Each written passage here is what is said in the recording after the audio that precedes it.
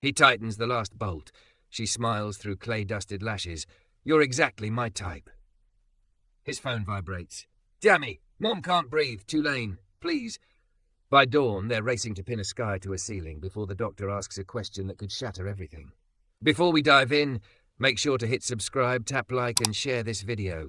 The more voices we reach, the louder these stories become. And drop your city in the comments. Let's see where love finds us. The August air in New Orleans hung like a wet sheet, sticking to Devin Ward's neck as he shouldered the long crate from the lift gate. The box read Lanson & Co., Obsidian King frame in stamped gold letters that caught the sun, expensive enough that the dispatch manager told him to baby it like a newborn. He did, because that was his way. He treated things built to last as if they had souls that might remember him later. He rang the call button for the 6th floor. Somewhere inside the renovated sugar warehouse, a dog barked once and then decided it wasn't worth the effort. The door swung open on the top landing before he could knock. She filled the frame with a smile and a curve of hip he couldn't pretend not to notice. Devin, she asked, soft lilt, green eyes bright. I'm Maeve Sinclair. Come in. There was clay on her forearms, pale slip drying in a river of lines, and her hair was coiled into a heavy knot that had surrendered a few strands to the humidity. She wore a fitted linen tank and high-waisted shorts that made no secret of the body beneath, thick, strong, unabashedly femme. A streak of cobalt blue arced on one thigh like she'd leaned too close to a glaze bucket. She reached for the far end of the crate before he could protest. I've got it, he said. Humour me, she replied, and lifted like someone who'd learned leverage the honest way. The loft was a cathedral of brick and glass. Light pooled across racks of drying bowls and tilted vases, a kiln squatted near the French doors, and the air mingled lemon oil with the deep mineral smell of wet earth. In the back room, the bed's destination waited.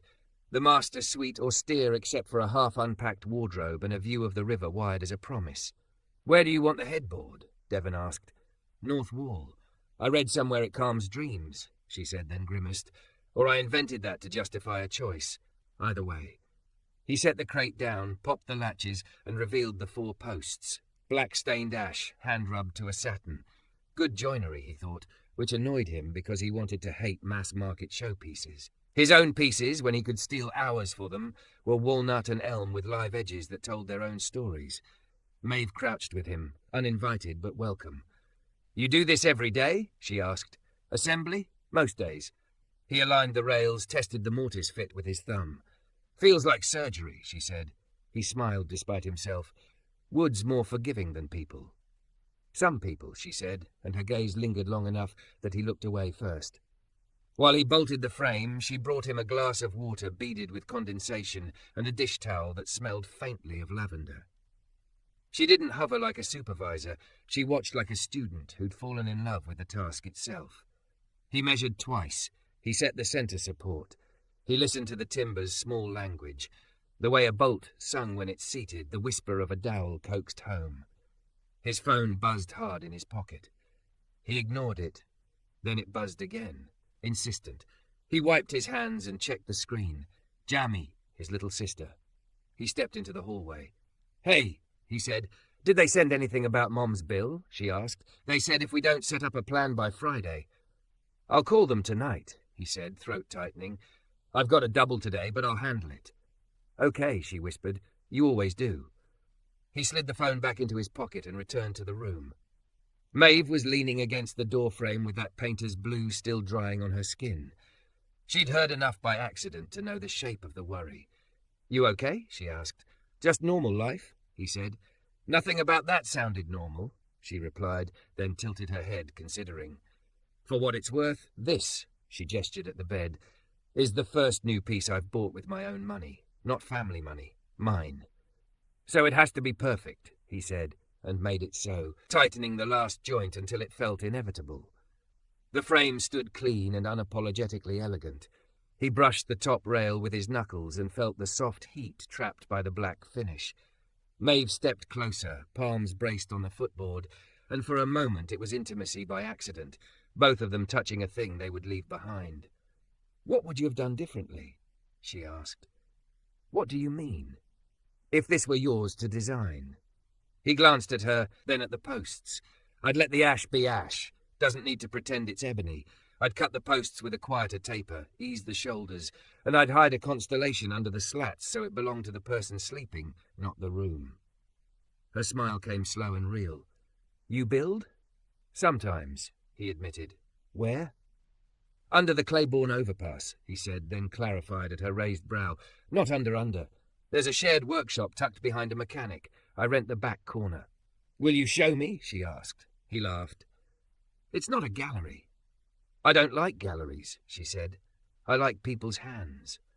He pretended to check his invoice so he didn't have to react to the way she'd said it. A bead of clay had dried near her elbow, and he had to resist an absurd urge to brush it away. He signed the delivery confirmation on his phone and held it out. Her fingers grazed his when she took it, a brief electric scrape of skin that shouldn't have meant anything and did. Devin, she said, the syllables soft as if the name had already become familiar. She handed the phone back, then looked up through lashes dusted white with clay dust. A black man assembled my bed today, she said, an odd preface that made him brace. Then, softer, unblinking, you're exactly my type, you know that. The room thinned to the shape of his lungs. He heard the fan's chain click, the river's distant horn, the word type hanging like a dare. You don't know me, he said, careful with each consonant. I know enough to know what I want, she replied. No syrup, no laugh. And I know the difference between a story I'm performing and a truth I'm ready to hold. He set his tape measure down because his hand had started to shake. You can't say things like that to strangers. I won't be a stranger if you stay for a coffee, she said, then grinned. Full disclosure, my coffee is a cry for help. I do have cold brew I didn't ruin. It should have been easy to step back into the corridor, ride the freight elevator down and let the city claim him again. Rules kept him upright. Be polite, be invisible, leave no mark but 4 soft pads on a floor. But rules had also built a life that never expanded unless he pushed it with both palms. Maeve, he started. You can say no, she said, and it mattered that she said it, the offer bracketed by permission. He exhaled. I'm on the clock. Then pick a time, she said. Tonight, tomorrow, whenever the world loosens its grip. He almost smiled. The world doesn't loosen. You do. I can, she said simply. 7, rooftop. I'll bring the good ice. He should have shut it down. He should have kept the distance that saved him from the weight of being watched and named and assumed. Instead, he wrote 7 on the palimpsest inside his chest where he kept small, holy appointments. His mother's Tuesday calls, the way bass sounded at the river at dusk, the first time he'd cut a joint that didn't creak. He carried the packing foam out to the hall, taped the empty crate shut, and texted a photo of the assembled frame to dispatch. Maeve followed him to the door, then pivoted to the kitchen and returned with a small, palm-sized something, a ceramic swatch, glazed the cobalt blue that kissed her thigh. For the constellation you'd hide, she said, in case you decide to build one for yourself. He took it, surprised by the weight. This your work? Yeah, she said, suddenly shy. I make useful things. It's a religion for me. Same, he said, and it was truer than he meant to reveal. He stepped into the corridor. She stayed in the door, one shoulder against the jamb, the river's reflected light climbing her collarbone. 7, she reminded. 7, he echoed, giving the word back like a signed receipt. The elevator rattled him down to the street, where heat rose off the cobbles in shimmering panes. He loaded the dollies, slid the pallet jack into its cradle, and stood with both hands on the liftgate lever, not pulling it closed. His phone lit. A text from his landlord. Reminder, shop lease up at month's end. New rate attached. It was a number that would put his chisels in a closet and his dreams back into the space between shifts. He looked up at the brick, at the 6th-floor windows and the sliver of sky where the rooftop garden might be. In his pocket, the glazed tile warmed against his thigh like a heartbeat. He pulled the lift gate shut and locked the truck. The path to the freight elevator was a straight shot through the alley. He put one foot into shadow, then the other, and didn't look back until he was inside, thumbing the call button, listening to the old machine groan its ascent as if it could feel the tremor under his ribs. When the doors opened on 6, he stepped into the cool hall and raised his hand to knock. The door swung inward before his knuckles landed, as if she'd been waiting with her palm on the handle this whole time. She was barefoot now, a glass of dark brown coffee over ice in each hand, and a question in her eyes that felt like a door wider than the room behind her. "Do you prefer sweet or strong?" she asked. "Strong," he said, though he didn't know if he meant the coffee or himself. The rooftop garden was a square of quiet above Decatur Street, basil in terracotta, a tomato vine deciding it was a tree, string lights slung like low stars. Maeve nudged a glass into Devin's hand and clinked her own against it, ice knocking like tiny bells. "Strong," she said, as if reconfirming the contract. "If it's awful, you're allowed to tell me." He sipped. Molasses and smoke, the kind of cold brew that let the coffee taste like itself. "It's not awful." "Good," she said, relief dropping her shoulders. "Consent applies to beverages, too." He laughed before he could stop it. The city sighed below them, horn on the river, a burst of brass from a second line blocks away, tyres whispering on damp asphalt that never quite dried in August. The evening heat had softened into something human. She tucked one leg under her and settled into a low chair that tried to disappear under her, all curve and ease. It wasn't the kind of body he was used to seeing claimed with pride in rooms like this, and the pride mattered. She noticed him noticing and didn't weaponize it. She just existed in her own skin like a home. "You said you'd hide a constellation under the slats," she said. "Which one?" "Lesser-known one," he answered, turning the glass in his palm. "People always pick Orion or Cassiopeia like they're ordering off a kid's menu. I'd choose something I had to research. A secret between the sleeper and the builder." "What would you call it?" "Jammy," he said, and then wished he hadn't. "Your sister," Maeve said gently. He nodded. "She learned the night sky from a library book with a broken spine, cut out black paper and poked holes with a pin, held it over a flashlight. We taped it to the ceiling of our room when the AC broke one August. Best sleep I ever had." Something softened in Maeve's face, not pity, recognition. "You build for the people you love." "I fix things for the people I love," he said. "Building's what I do when there's nothing left to fix." She rolled the cold glass along her jaw, thinking. "Okay, Mr. Fix-Things," she said. "What's the last thing you built just because you had to?" "A hope chest," he said. "For my mother when she finished chemo.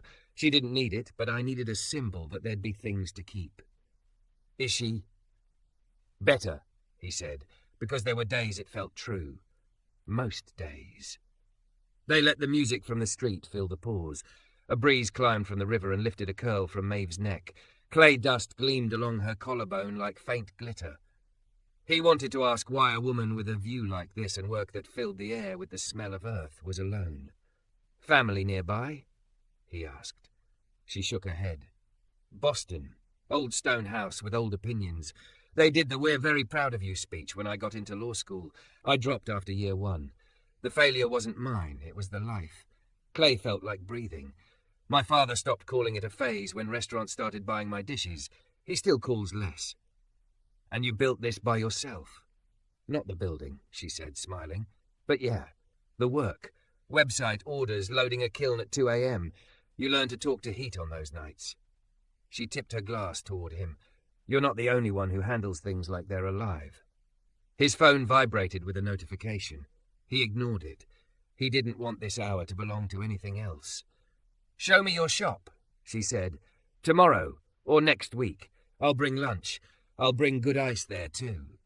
It's not, the landlord wants to bump the rent next month." The words tumbled out before pride could catch them. "I might have to put everything in storage for a minute, see if I can find a cheaper corner." "How much is the bump?" He told her the number. She winced. "That's not a bump. That's a shove." "Welcome to New Orleans," he said. "Everybody wants to be an artist until the lease hits." "I have unused space downstairs," she said. "A corner the size of a parking spot. I use it for packing. I could move that. You could build here for a while." His spine stiffened. "I don't. Look, I appreciate it, but I don't take charity." "Then don't," she said. "Barter. You build me a low credenza for the showroom and some shelving that doesn't wobble when the humidity breathes. I pay you a fair deposit and the rest on delivery. You occupy the corner. That's a commission, not a rescue." She said it like a person who respected the difference. He set his glass down and studied the gravel at his feet. The offer opened a door he'd been banging on from the wrong side. "I'll think about it," he said. "You're allowed to say no," she replied. "I'm not trying to buy you, I'm trying to buy furniture." He smiled at the rooftop edge. "You'll get a better deal from Lanson & Co." "I don't want a deal," she said, and the words slid low and steady. "I want your hands on wood that will live in my home." Silence hummed between them, not empty, charged. The city below sent up heat ghosts and laughter. In the distance, thunder stitched two clouds together. "You're bold," he said finally. "I'm direct," she corrected. "Bold is for people performing a dare. I don't perform anymore." He turned toward her. "You always talk like this? Like a person who's run out of time to pretend?" "Yes." She tucked hair behind her ear. "I meant what I said earlier, Devin. Attraction is the easy part. Respect is rarer. I'm interested in both." He could feel the borders of his life shifting, the way a river undercuts a bank quietly until one day a whole tree goes with it. He wanted to step back on firm ground. He also wanted to see where the water took him. "Tell me what you want in a credenza," he said, to buy time and to accept. "Dimensions. Wood. Finish. Walnut if you can stand to part with it," she said, and his chest surprised him with a small delighted ache. 8 feet, low and long, record storage, sliding doors. You choose the pull. Surprise me. "Deposit is half," he said, business voice to steady his pulse. She stood and went to a small metal locker by the stairwell and came back with an envelope. "Then take this and pretend it's half. The rest when I cry looking at it." He opened the flap. Cash counted in neat stacks. He exhaled. "I'll write you a receipt." "I trust you," she said it like fact, not compliment. He didn't know what to do with the gift of faith, so he folded it small and put it away. The wind shifted. A short, mean rain pattered and then vanished, leaving the bricks darker and the scent of petrichor rising like memory. They drifted toward the railing shoulder to shoulder, not touching. She described her favourite glaze, the way copper carbonates could swing green or red depending on the kiln's mood. He told her about a joint he'd cut so tight last winter that the wood creaked like a house exhaling when it finally slid home. The words thinned and their nearness fattened, a different kind of language. "Do you ever stop and think," she murmured, "it should be more complicated than this?" "It will be," he said, honest as a plane shaving, "but not tonight." She turned, close enough that he could see a fine clay line across her bottom lip. He wanted to kiss the dust and the life she made with it. He reached and then paused, hand ghosting the air near her shoulder. She smiled. "Yes," she whispered, granting permission to a question he hadn't asked out loud. He brushed his mouth to hers, brief and precise, the way he tried a new chisel on soft pine before trusting it to hard wood. Her breath caught, his did too. Then they stepped back on the same beat, as if some metronome had clicked inside them both. His phone rattled against the chair arm. He nearly ignored it. The name on the screen unspooled him. "Jamie, Mom can't breathe. Ambulance. 2 lane. Please." Everything in him moved at once and not at all. Maeve saw the screen and the colour drain from his face. "What is it?" "My mom," he managed. "I have to go." "Keys," she said, already grabbing a tote, already moving. "I'll drive." "You don't have to." "I want to," she said, voice clean as a line. "You tell me where. I'll point the car." They were in the stairwell before he knew they'd left the garden, shoes thumping cement, the smell of damp brick rising to meet them. The elevator would be slow. They ran the stairs. She handed him his own glass to toss in the sink as they cut through the loft. He set it down and followed her out the door, his body one long muscle of prayer. In the garage, her car waited under a dusting of clay powder. She drove like she worked, decisive, attentive to pressure. The windshield wipers beat a panicked rhythm at a sudden downpour, then slowed when the rain eased as abruptly as it had arrived. They didn't talk. The road did. Potholes. Sirens 3 blocks over. The river a dark thought he glimpsed between buildings. At the hospital, fluorescent light washed every face the same. He expected the front desk to make him small. Instead, the clerk took one look at the panic he couldn't hide and said, "Family?" "Son," he said, and the word almost broke him. "3rd floor," she said, half sympathy, half instruction. Maeve waited in a plastic chair while he rode the elevator up. He didn't ask her to. She didn't need asking. The third floor was a geography of past midnights. The pediatric mural that made grown men cry, the vending machine that refused crumpled bills, the smell of antiseptic trying and failing to erase human. He found Jami near a window too bright for evening. She flew at him, and he caught her, the hug more collision than greeting. She couldn't get air, Jami sobbed into his shirt. I thought. She couldn't say the rest. He pressed his chin to her hair. We're here, he said, because it was the only true thing he owned. A doctor stepped into the hall with charts and the kind, exhausted eyes of someone who sees too many versions of this scene. Family of Miss Ward. Devin's hand tightened on Jami's shoulder. Yes. The doctor scanned their faces and moved closer, lowering his voice against the noise of the floor. She's stable, he said, but we need to talk about what comes next. Don't forget to subscribe for more intense cinematic love stories. Your click helps us make the next chapter. They were back at Tulane in 15 minutes, a blur of yellow lights and rain on the windshield. On the third floor, the doctor met them in the hall with a chart hugged to his chest like a fragile thing.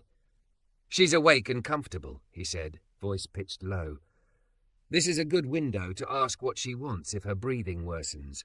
I don't like rushing families, but sometimes the body does the rushing for us. Jamie scrubbed her face with both hands.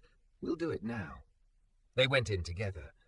Miss Ward's eyes were open, clearer than they'd been, a bright, stubborn brown that had told both of her children to put on their shoes and go to school even when the car didn't start. The mask gave her breath a soft machinery. Devin took her hand and traced the blue crescent of a vein with his thumb. Ma, he said. Doctor needs to know what you want if it gets bad. She watched his mouth as if the words mattered more for their shape than their letters. He waited for the nurse to lower the flow and lift the mask half an inch. No tube, she whispered, and each consonant cost a coin. No machines. Home. Church fan. Stars. Devin's throat closed around all the arguments he'd sharpened for years. He wanted to bargain. Just a few days of machines to buy more time. But he'd also spent his life honouring what this woman asked for, even when it scraped him raw, and he knew the difference between fear and a decision made in full sun. Okay, he said. We'll write it. The nurse returned the mask and moved with the ease of someone who had practiced staying out of the way and in the centre at once. The doctor slid a form on a clipboard to the rail, and together they made marks that stood in for 100 unsayable promises. Do not intubate. Non-invasive support, okay. Home with oxygen if stable. Hospice consult if decline. Devin signed where a son signs when the world has made him, against his will, into a kind of guardian. The last box asked for something else. Who to call if she couldn't speak. Both, Jami said, chin lifting. Both, Devin echoed, and the doctor nodded like they'd solved a hard riddle without cheating. When it was done, Miss Ward tugged at Devin's sleeve with a surprising strength. He leaned in until his ear was near her mouth. She pulled the mask aside, a finger's width. Pretty one, she breathed, eyes flicking toward the door where Maeve stood, big and soft and careful in her own skin. You mind? Devin smiled, the first real one in hours. I don't mind, he said. I'd be a fool to. He stepped aside and Maeve came near, not crowding the bed. Miss Ward took her hand in a grip made of nothing but intent and approval. What's your name? She puffed. Maeve, she said. Good, Miss Ward whispered. Playgirl, make him sleep. And it was half joke and half order, because she had seen in her son the kind of tired that took root in bone. I will, Maeve promised, eyes shining and steady. I'll put a blanket over his mouth if I have to. Miss Ward's laugh was a soft machine hiss that might have been the mask. It sounded like permission anyway. They let her rest then. The social worker would come at 9. There would be forms and phone calls and a number no one wanted to say out loud for the oxygen deposit. For now, they had a plan and a paper that put the plan into the language of floors and shifts. In the hallway, Jami sank into a chair as if magnets pulled her. I'll stay, she said. You both go, if you can make anything for when she comes home. The lower bed. We'll start, Devin said. We'll get the constellation ready tonight. Jami's mouth twitched, brave and 12 all at once. She still talks about the paper stars, she said. I can stop by the dollar store, get black poster board. We can punch holes on our brakes like we did. Maeve touched Jami's shoulder. "I have a heavy black paper roll in the studio," she said, "and an awl that makes perfect holes. We'll bring it back before sunrise." They drove in a quiet that felt like work happening inside them. Downstairs, the new corner smelled like possibility and moving dust. Devin lined walnut rails on a pair of sawhorses and measured twice out of habit and reverence. He took a pencil and drew the bed in the air over the wood. The low platform, the wide runners that would make transfer easy, the slats close and strong. He marked mortises with a knife so thin the grain barely felt it. Maeve rolled the paper across the concrete and anchored the corners with glaze jars. "Which sky?" she asked. "The one over the porch," he said.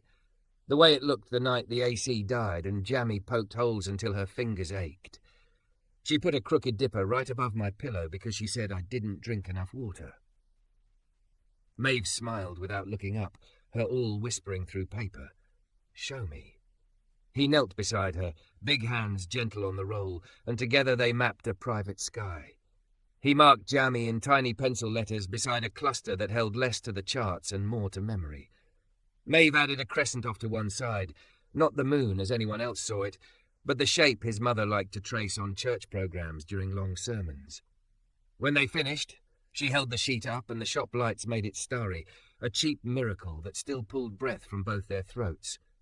"You carve," she said, passing him the small cobalt tile he'd tucked into his back pocket hours ago.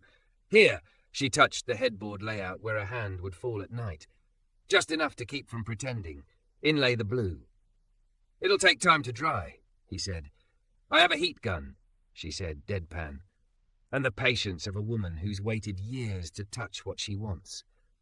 He didn't need to ask if she meant wood.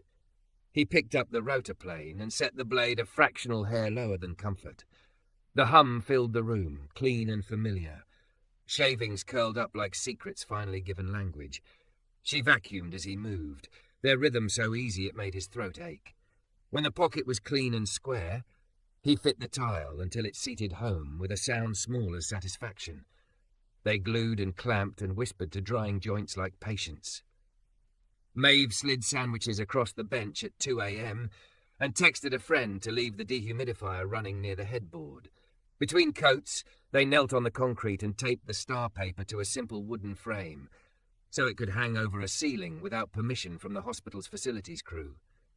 He drilled and set hooks. She tied neat knots. Work made them human again. Near 4, the glue was set enough to move with care. He labelled each part and broke the frame down the way a luthier travels, with reverence and a lot of blankets. They loaded the constellation, the hooks, the awl, and a roll of painter's tape. Dawn bruised the sky. Inside the hospital, the night nurse didn't blink at the contraption they carried. She'd seen odder expressions of love. "As long as it's not a fire hazard," she said, and helped them tie the frame to the drop ceiling grid. The star paper hovered over Miss Ward's bed like a soft conspiracy. When the nurse dimmed the lights, the holes became a sky as real as any. Miss Ward opened her eyes under it and smiled with them. She lifted a hand as if she could touch their childhood again. Jammy covered her mouth with both palms and then lowered them and laughed and cried at once. "You too," she said, voice breaking on the joy. Devin pulled the spare chair close and watched his mother breathe with the rhythm of fake night. The machine's hiss softened into something almost natural. He felt Maeve's knee pressed to his for a second and stay. At 7, the day shift took over. At 8:30, the social worker arrived with a stack of papers and a patience that had teeth. "Home oxygen deposit is 600 and change," she said, "but I can get you on a sliding scale if I have income verification and a letter from her primary. We can do the home health referral now. There's a delay if we wait until discharge." "Do it now," Devin said, the words feeling like chisels in his mouth. Maeve reached into her bag and slid an envelope onto the clipboard without dramatics. "Deposit," she said. "Applied to my commission. Invoice me. No loopholes." Devin opened his mouth to protest and met Jamie's eyes. His sister shook her head once, a tiny command. "Let the world help us the way we help it," she said, and when had she grown into their mother's voice so precisely? He swallowed his pride and signed the place the social worker pointed. The room eased an inch. At 9:15, the doctor returned with a printout and a face he kept too still. Her lungs are responding to the diuretics, he said. That's the good news. The other is less clear. The spot on her scan, we compared it to older images. It's new. Jami's hand found Devin's without seeking.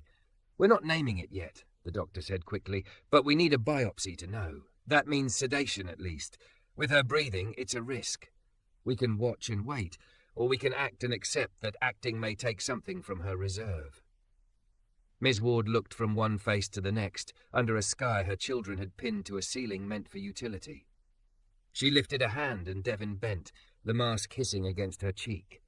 Home, she whispered. Stars first. The doctor nodded. We can discharge with oxygen tonight if she keeps improving. We'll schedule the biopsy for tomorrow or the day after, depending on how she tolerates being home. They all exhaled at once. Plans clicked into place like joints that knew where they belonged. Pick up oxygen, finish the bed, carry it into the house quiet as a prayer, lift her into a lower world that didn't require stairs. They were halfway through figuring out who would fetch what when a monitor stuttered and sang a note no one liked. The nurse moved first. Miss Ward's chest hitched, the machine's hiss pitching up into a breath that didn't sound like consent at all. Her saturation's dropping, the nurse said, already adding flow, already calling into the hall. Doctor. Devin stood, hands useless and too big, the world tunneling around the star paper they'd made. The doctor was at the door, eyes on the numbers, then on the woman in the bed, then on the form he'd watched them sign an hour earlier. He looked at Devin and Jami in the same breath. She's asking for air she can't find, he said evenly. If we're going to keep to her wishes, we need to know, do we stay on BiPAP and medicate her discomfort, or do you want us to intubate? The paper with their signatures lay on the rail, luminous and terrible. Devin reached for it with hands that wouldn't stop shaking. The monitor's tone thinned into a pleading whistle. Numbers fell. The nurse was already beside the bed, fingers nimble on tubing, eyes on Miss Ward's mouth where breath fought the mask and lost. Her sats are dropping, she said, voice steady as a metronome. Doctor. He appeared in the doorway almost on the word, gaze moving from screen to woman to the clipboard that held the shape of a promise. He didn't rush the question, because rushing could make it cruel. If we honour what she signed, BiPAP only, no tube, I can increase support and ease her air hunger, or we can intubate. Jami's face cracked and held. She found Devin's hand the way you find a light switch in the dark by history. He felt his mother's signature under his own, like heat through paper. No tube, he said, hating how his voice trembled, loving that it did. Please make her comfortable. The doctor nodded once, as if they'd passed a hard test by telling the truth out loud. Morphine microdose, he told the nurse. Open the BiPAP a touch, dim the lights. The nurse moved, efficient, gentle, 1,000 nights in her hands. The mask hissed lower, warmer. A syringe kissed the IV port. The room softened, lights down, star paper brightening into a sky they'd built with holes and hope. Devin leaned close until his breath lined up with his mother's. In 2 out 4, he counted, the way he'd taught Jami when the power went and fear made the air tight. Maeve stood a pace back, hips braced against the vinyl chair, curves outlined in the dim like a lighthouse that knew when to keep its beam low. Think of clay, she whispered, more to the room than to anyone. You don't wrestle it, you ease it, you let the wheel carry. Miss Ward's knuckles loosened one finger at a time. The morphine took the edge off the panic, left the person. Numbers crept up, not heroic, but enough to turn the whistle back into a beep with manners. When the worst of the storm passed, the nurse exhaled like a professional who refuses to do it while the work still needs her breath. She's settling, the doctor said, quiet satisfaction tucked in the words. If she remains here for an hour, we stay the course. If she dips again, we can talk about moving to high-flow nasal cannula. Still non-invasive, still within her wishes. He looked at the paper sky, and something in his face gentled further. This helps, he added. Don't underestimate that. They didn't. The room breathed with them. Devin noticed his own jaw had locked and let it go, felt the ache release down his neck. Maeve saw the movement and set 2 fingers lightly at the hinge, asking with her eyes. He nodded. Her touch was brief, warm, a reminder that bodies were not just machines you pushed until they worked. An hour later, the numbers held their modest climb. The doctor returned, a small smile like a good teacher's. If this trend continues, we can discharge tonight with oxygen, he said. You picked a fight and it listened. What about the biopsy? Jamie asked, voice steadier now that she'd spent the worst. We'll schedule after one night at home, he said. Tomorrow or the next. It remains a risk. It remains the only way to name what we're looking at. Miss Ward lifted a hand. Devin bent, and she tugged the mask a fraction. Home, she breathed, and the syllable felt like a door swinging open into a hallway they hadn't chosen but would walk anyway. Home, he said, and kissed her forehead where she was always warm. They ran their errands like choreography. Jamie stayed to shepherd papers and learn the oxygen concentrator's hum. Maeve and Devin drove through rain that came in sheets and then in threads to the small shotgun house that had held birthday cakes and final notices in equal measure. The bedroom window looked onto a porch that made weather part of every conversation.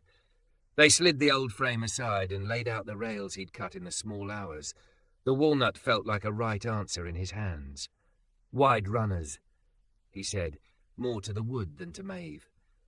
No edges to trip on, slats close.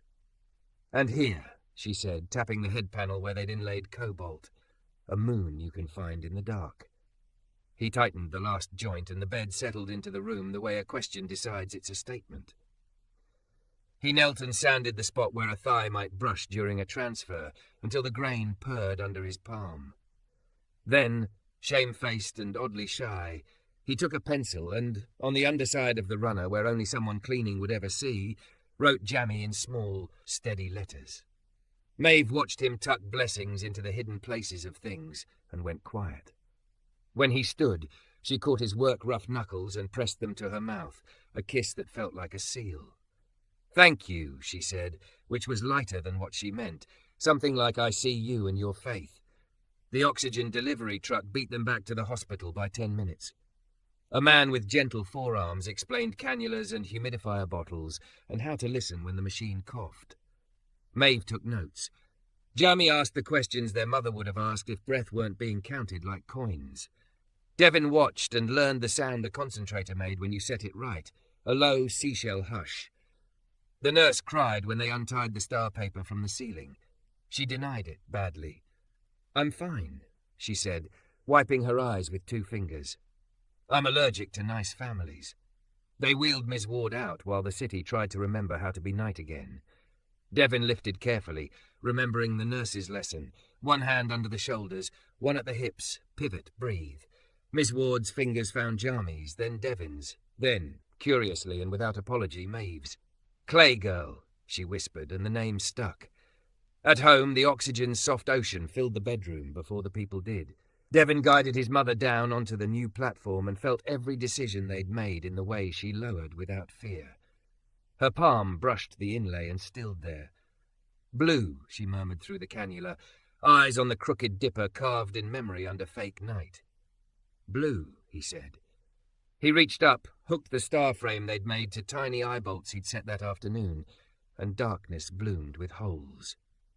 The cheap miracle worked as well here as it had in the hospital, maybe better. The house sighed as if it, too, had been holding its breath. Jamie lay on the rug and watched the ceiling like it might answer all the tests in the back of an old workbook. We did it, she said, half daring the air to contradict her. For tonight, Devin said. He didn't say the rest, that nights had to be one at a time. Maeve set a chair where she could see the bed and the door at once, a potter's instinct for placement. I can take first watch, she offered. You don't have to stay, Devin said, the reflex stale even as he said it. I want to, she answered, and then made it practical to keep it from tipping toward promise. You'll be no use tomorrow if you don't sleep. Your mom hired me to make you, remember? Miss Ward's eyes were closed, but the crease at their corners said she heard. Make him, she breathed, an order from a woman who had organized lives on a shoestring and a prayer. They laughed because the alternative would have cracked open something they couldn't close. Jamie drifted first, curtain of curls over her face, one hand still reaching toward the stars. The concentrator hummed, a rhythm to build a night around. Devin walked the small circle of house and back again, absurdly checking locks he already knew were locked, the way a man does when he needs to move so his mind can rest. On the porch, Rain stalled into a mist that carried the smell of river and asphalt and basil from rooftop gardens they couldn't see. Maeve joined him, shoulder-brushing his arm no more. "What happens to you?" she asked softly. "If we're wrong? If this buys weeks, not months?" He stared at the dark, where the streetlight turned the wet into silver. "Then we put a sky in every room she sleeps in," he said. "We teach Jamie the oxygen hum like a song. We stop pretending we have time to learn how to love each other slowly." He hadn't meant to say the last part out loud. It hung between them, plain and unadorned. Maeve didn't reach for him. She turned until her back met the porch post and faced him like you face a truth you'd wanted more than you let yourself admit. "I don't have a single romantic impulse that survives a lie," she said, "so I won't perform patience. I don't feel just to be palatable. I want you. I want Tuesday night sanding dust and Sunday morning grocery lists and this porch with the smell of rain and fear both. But I'll take the speed you can manage without hating me for it." He swallowed hard and let honesty pull breath from somewhere deeper than habit. "I'm not good at needing," he said.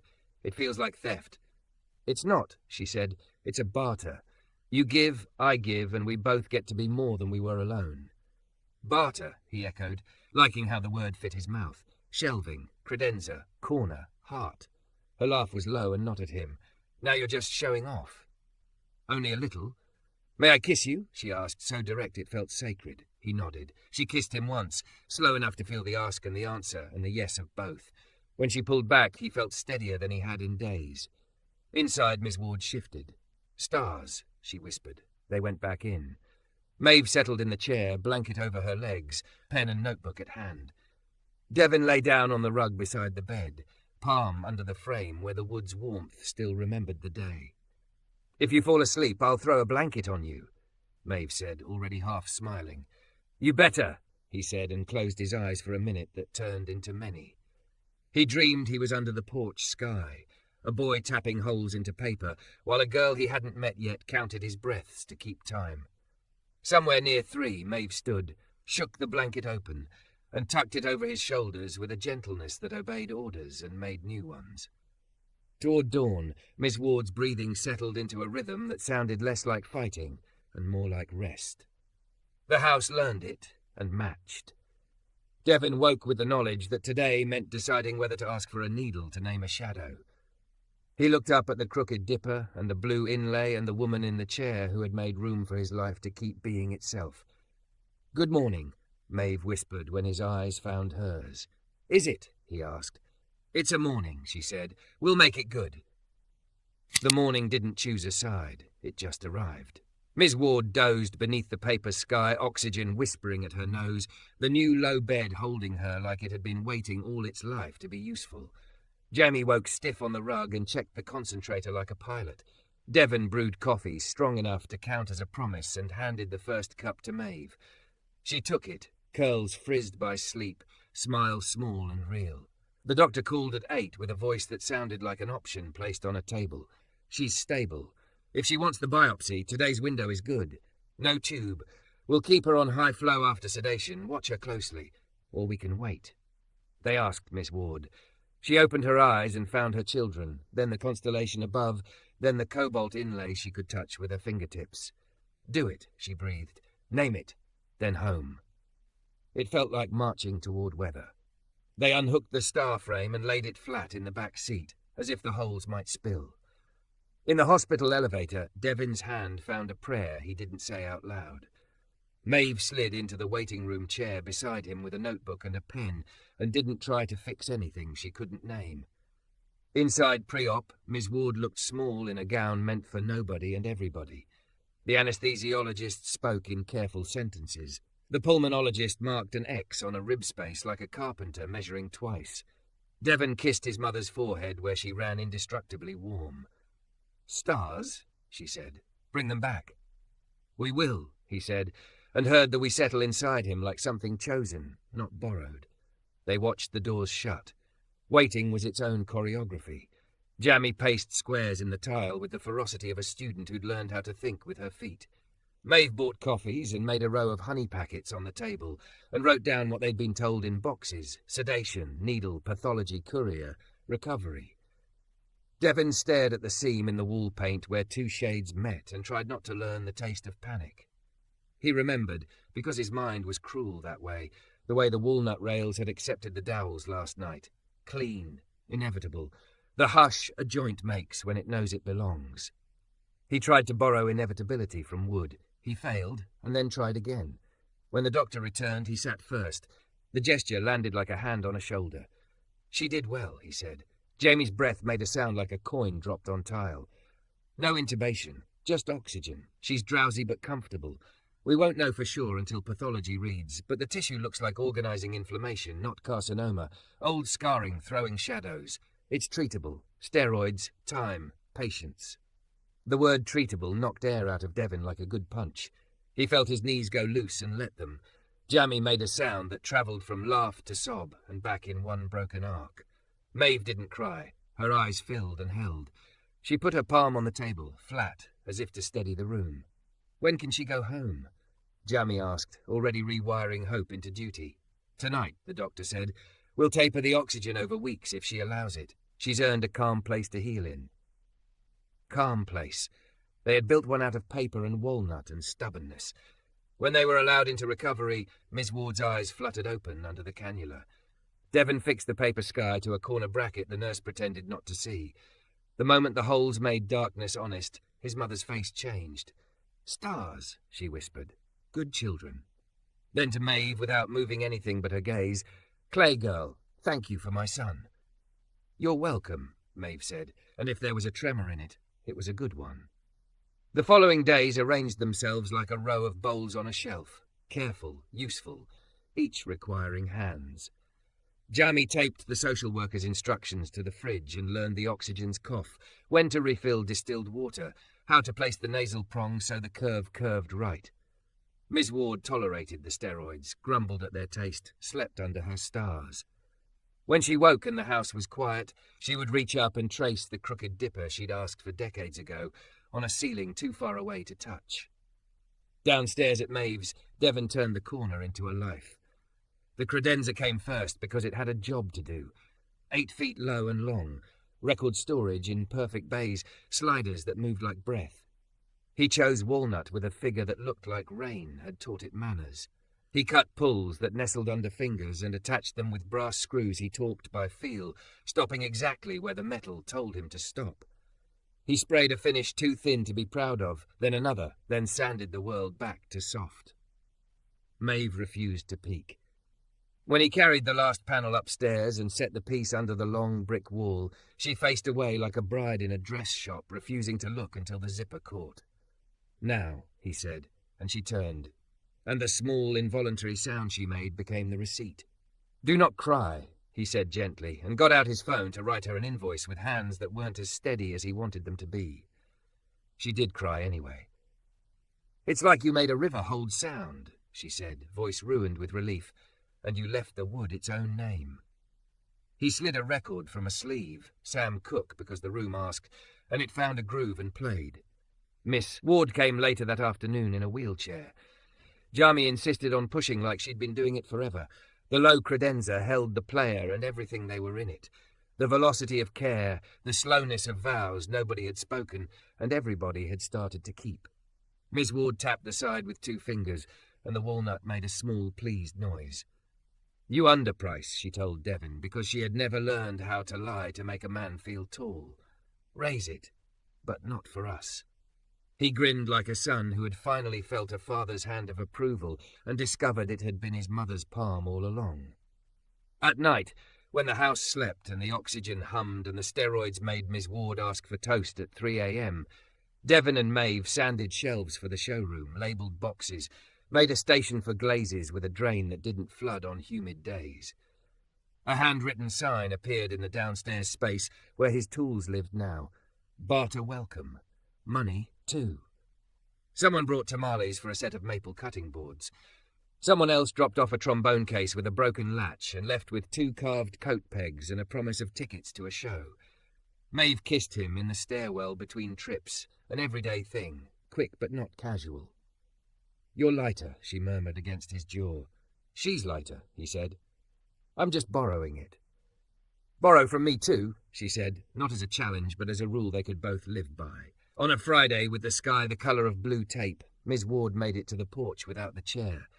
She walked slow, counted steps with the oxygen's hose, a polite snake at her heel.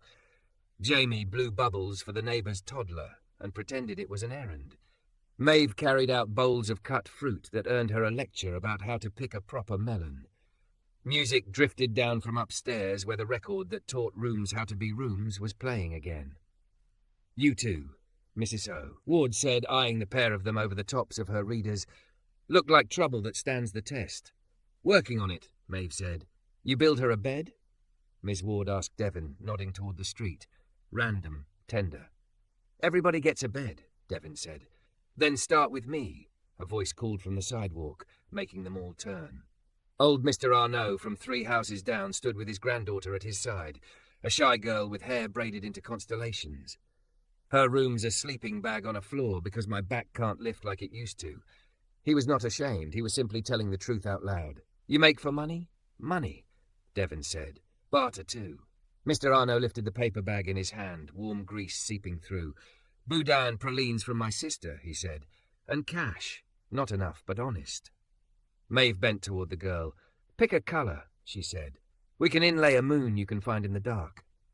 Blue, the girl whispered, as if it were the oldest word she knew. Devin felt something open in his chest that had nothing to do with grief. It felt like a door and a porch, and a sky with holes that let you believe in a pattern. We'll bring it tomorrow, he said. Afternoon. We'll assemble it quiet. The girl's eyes widened. A black man assembled my bed, she said later when she told the story to whoever would listen, and because she was 8, she said it like a magic trick, like proof the world had decided to be kind. That night, after they drew the plan and stacked boards and wrote the feet they'd cut in pencil on the top rail, Maeve leaned her hip into Devin's and looked up at the paper stars above his mother's bed. What are we, she asked, simple as a kiln asking for heat. People who build, he said. People who don't perform. People who say yes. Say yes to me, she said, and because she knew him, she didn't ask it like a test. Slow where you need, fast where it counts. Yes, he said, and it went into his bones like a dowel tapped home. Later, when the house slept, they sat on the floor of the showroom between the credenza and a stack of shelves not yet sanded, legs touching, hands quiet. The record ended, and the needle clicked in the run-out until one of them stood to lift it. Devin didn't move. He watched Maeve as if she were a piece with a figure he hadn't learned how to read yet and loved anyway. You know, she said, glancing up through lashes that belonged to her and nobody else, you're exactly my type. He smiled, and it wasn't a defense or a joke. It was an answer. You're mine, he said, the kind that tells the truth and makes it beautiful. In the morning, they loaded the truck with the small bed and the star frame and the cobalt marker that meant you could find yourself in the dark. Miss Ward stood at the door with a church fan and a look that said, Go on then, I taught you. Now make it count. Jamie held up a bag of cut fruit and shouted that she'd keep the oxygen topped like a gas tank. They pulled onto the street in a city that smelled like heat and river and work, and it felt for the first time in a long time that the day had chosen a side, and it might be theirs. They would assemble a bed and teach a girl to point at her own moon. They would price the credenza like it deserved and not flinch. They would say yes to the kind of love that doesn't ask you to be smaller to fit. And when the world forgot how to be gentle, they would pin a sky to the ceiling and remind it. All the way down the block, the paper stars in the back seat kept their holes, refusing to spill.